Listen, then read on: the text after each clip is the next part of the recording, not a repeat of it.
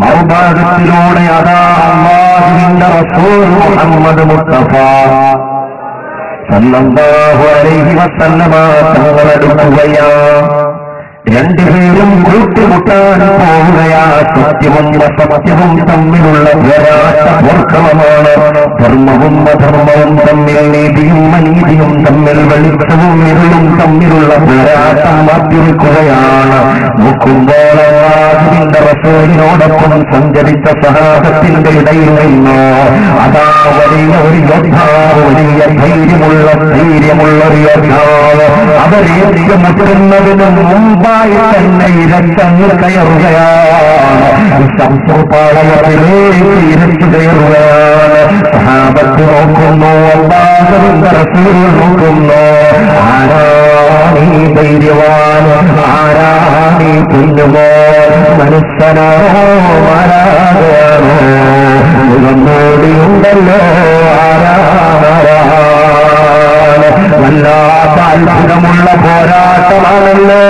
പറപ്പിച്ചുകൊണ്ട് ഓർക്കളത്തിലേക്കെല്ലാം പറപ്പിച്ചുകൊണ്ട് സ്വർഗത്തിലേക്ക് മുന്നേറുന്ന ഈ പോരാളി ആരാണെന്നറിയാൻ ജിജ്ഞാസ പലർക്കുമുണ്ടായി.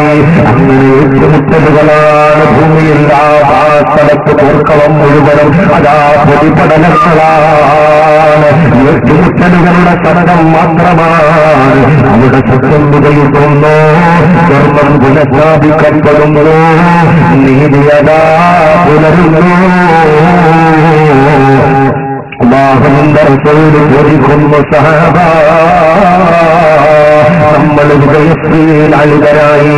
വലിയ ആയുധബലം നമുക്കില്ല, വലിയ ആൾബലമില്ല. അവരുടെ നാലിലൊന്നുപോലുമില്ലാത്ത പാവപ്പെട്ട നമ്മള് പടച്ചതമ്പുരാൻ വിജയിപ്പിച്ചു തന്നു. അൽഹംദുലില്ലാഹി അൽഹമറ, അൽഹംദുലില്ലാഹി അലാ കുല്ലി ഹാൽ. എന്നിട്ട് അല്ലാഹുവിന്റെ റസൂൽ ചോദിക്കുന്നു, എവിടെ പൊന്നുമക്കളെ നമ്മൾ ആ യുദ്ധമുഖത്ത് കണ്ട പോരാളിയുണ്ടല്ലോ പോർക്കളത്തിലേക്ക് ധൈര്യത്തോടെ ഇരച്ചു കയറിയ ആ ധൈര്യവാൻ എവിടെയാ? മുഖം മൂടി ധരിച്ച ആളിനെ ഒന്ന് കണ്ടു കിട്ടുമോ, ഒന്ന് പരിചയപ്പെടാൻ കിട്ടുമോ എന്ന് ചോദിച്ചപ്പോൾ അതാ ഓരോ ആളുകളും ഓടി നടക്കുകയാണ്. ശരീരായ പല പരിശുദ്ധമായ ശരീരങ്ങളും നോക്കുകയാണ്. സുബ്ഹാനല്ലാഹ്, സഹാബത്ത് കരഞ്ഞു വരുമ്പോൾ അതാ സമീപത്തു തന്നെ അതാ മുഖം പോലെയുള്ള ഒരാൾ ശഹീദായി കിടക്കുന്നല്ലോ. അതോ മണ്ണ് പുരണ്ടിരിക്കുന്നു, രക്തം പുരണ്ടിരിക്കുന്നു. അല്ലാഹുവിന്റെ റസൂൽ ഉത്തരം കൊടുത്തുകൊണ്ട് സഹാബത്ത് പറയുന്നു, യാ റസൂലല്ലാഹ്, യാ ഹബീബല്ലാഹ്, ചാണ്ടയുണ്ട് ആ ധീരനും തന്റെ ഇടവുമുള്ള ആ ധീരപരാക്രമിതാണ് ഇവിടെ ശഹീദായി കിടക്കുന്നു. യാ റസൂലല്ലാഹ്, കടന്നു വന്നാലും അല്ലാഹുവിന്റെ റസൂൽ നടന്നു നീങ്ങുകയാണ്. ദുർബലയുടെ മയ്യത്തിന്റെ സമീപത്തേക്ക് നടന്നെടുക്കുകയാണ്. ആരാണീ ഭാഗ്യവാൻ സഹാബത്ത്? ആരാണീ ഭാഗ്യവാൻ സഹാബത്ത്? ആരാണ് പറയും ഉന്നതമായ ഭാഗ്യം സിദ്ധിച്ചവൻ സഹാബത്ത്? ആ മുഖം മൂടിയൊന്ന് മാറ്റുമോ സഹാബത്ത്? ഓർഡർ കിട്ടേണ്ട താമസം സഹാബത്തതാ മുഖം മൂടി മാറ്റുന്നു. മുഖത്ത് പറ്റിയ മണ്ണൊക്കെ മാറ്റുന്നു. അല്ലാഹുവിന്റെ റസൂൽ ആശ്ചര്യത്തോടെ നിറകണ്ണുകളോട് കണ്ണുനീർ കടമ്പുറ പരിശുദ്ധ കവിൾത്തടത്തിലൂടെ എഴുതിക്കൊണ്ട് പറയുന്നത്, നാളത്തെ പുതിയ സഹോദരനെ മക്കളെ, നാളത്തെ പുതിയ സഹോദരനെ മക്കളെ, നാളത്തെ പുതുമലയാളത്തിലോടൊപ്പം മറിയറിയാൻ സല്ലപിക്കേണ്ട പാവം സഹോദരനെ മക്കളെ എന്ന് ആ സഹാബത്തിനോട് കരയുന്ന റസൂലുണ്ടല്ലോ. ആ മയ്യത്തനാശോക്ക് വിടുത്തില്ലേ റസൂലാന കണ്ണുനീർ, നിലക്കാത്ത കണ്ണുനീർ ആ ചുടുനിലത്തിലുള്ള രക്തത്തിൽ വീണല്ലോ. ഈ ഭാഗ്യവാന് വലിയ ഭാഗ്യമാണല്ലേ, ഇവൻ വലിയ ഭാഗ്യം സിദ്ധിച്ചവരേയല്ലേ അല്ലാഹു തലത്തിൽ വെച്ചിട്ടുള്ളത് സ്വർഗ്ഗത്തരുണികളായിരിക്കുമല്ലോ. സഹാബത്തും കരഞ്ഞുപോയി. റസൂലുള്ളാഹിയുടെ കരച്ചിൽ കണ്ടിട്ട് അവർക്കും സഹിച്ചില്ല.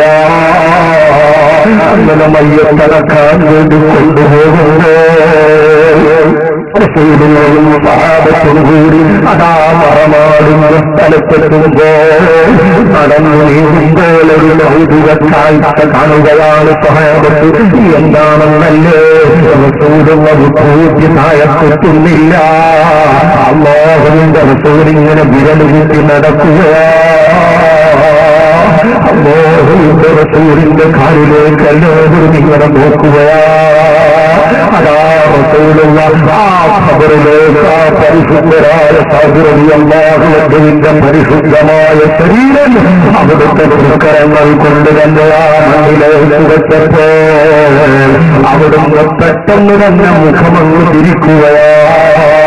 മറമാടി കഴിഞ്ഞ് സ്വഹാബത്തിന്റെ സമീപത്തുകൂടെ നടന്നു നീങ്ങുന്ന അമ്പത് തിങ്കളെ മുസ്തഫ സല്ലല്ലാഹു അലൈഹി വസല്ലമ തങ്ങളുടെ സമീപത്ത് ചെന്ന് ജിജ്ഞാസയോടെ സ്വഹാബത്ത് ചോദിക്കുന്നു, യാ റസൂലല്ലാഹ്, നിങ്ങൾ എന്തിനാണ് നബിയെ ഈ പൂത്തിപ്പൊക്കി നടന്നുകൊണ്ടാണല്ലോ ഈ മയ്യത്തിനെ അനുഗമിച്ചത്? ഈ മയ്യത്തിന്റെ മറമാടപ്പെടുന്ന ഭാഗത്തിലേക്ക് പോയത് വലിയ തിരക്കൊന്നും ഉണ്ടായിരുന്നില്ലല്ലോ, നമുക്ക് നടക്കാൻ മാത്രം സ്ഥലമുണ്ടായിരുന്നല്ലോ, അങ്ങയുടെ പൂജിതായ കുത്താൻ സ്ഥലം വിശാലമായിരുന്നല്ലോ, പിന്നെ എന്തുകൊണ്ടാണ് വിരൽ കൊണ്ടു നടന്നത് മുത്തു റസൂലേ എന്ന് അല്ലാഹുവിന്റെ ഹബീബിനോട് പറഞ്ഞു ചോദിക്കുമ്പോ മുത്തുനബിതങ്ങൾ പറഞ്ഞ മറുപടി എന്താണെന്ന് അറിയണോ? ഭാഗ്യവാനാണ് സാധു മക്കളെ. അല്ലാഹുവിന്റെ ആകാശലോകത്തില് അതാ ഒരുപാട് മലക്കുകളുണ്ടല്ലോ. ആ മലക്കുകളിതാ ഭൂമിയിലേക്ക് കൈതിറങ്ങാൻ തുടങ്ങി.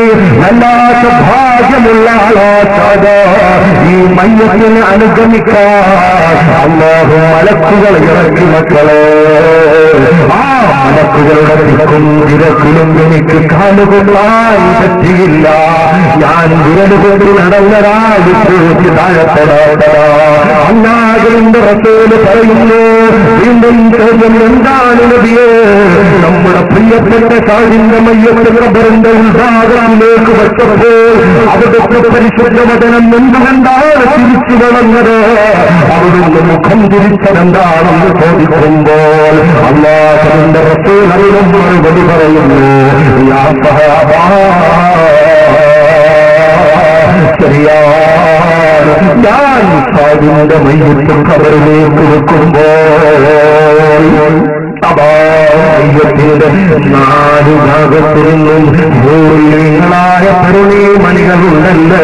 പെരുണികളല്ലാതെ സ്വർഗത്തിൽ കൊടുക്കുന്ന സുന്ദരികളായ പെരുണികൾ അവർ ഖബറിന്റെ 4 ഭാഗത്തു നിന്നും നേടിയെടുക്കുകയാ. ഈ സാധ്യത എനിക്ക് വേണമല്ലോ, ഈ സാധ്യത എനിക്ക് വേണം.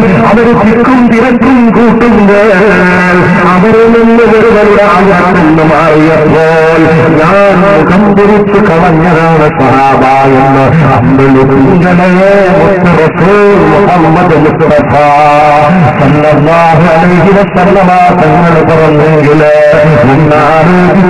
നമ്മുടെ ആയസെന്തിനുള്ളതാണ്.